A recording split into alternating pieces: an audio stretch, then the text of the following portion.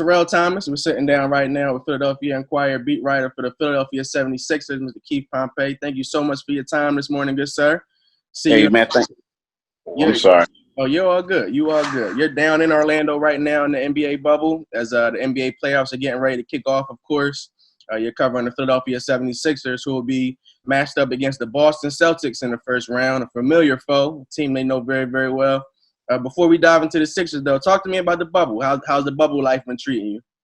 I mean, it's good. I'm not quite in the full bubble. I'm in like group 2. Okay. So, I mean, we still have to go get tested.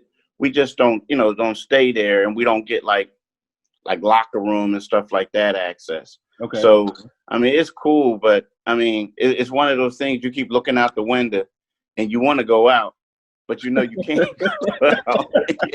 You know what I mean? It's like, it's crazy. Because, like, especially where I'm at, right? Right out the window, it's the pool. And every day you see like about 50 people down there, and you're shaking your head like, wow, it would be nice, but I'm not trying to be that dude. You know what I mean? He missed the game because he had coronavirus. Well, for those of our audience who don't know, you do amazing work with the Inquirer. You do amazing work covering the Sixers and covering the NBA.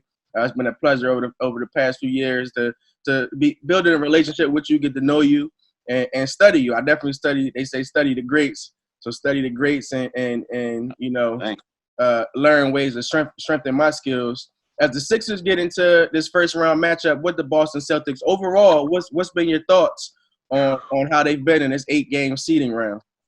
Man, well, you know what? It's hard to get a grasp of it. I mean, just because, Ben Simmons went down, then Joel Embiid went down, and then they weren't really, performing not really playing the way they should have. I mean, the good thing is we got to see Mike Scott a little bit. But we didn't get to see Glenn Robinson III, a guy who was also supposed to be in that rotation.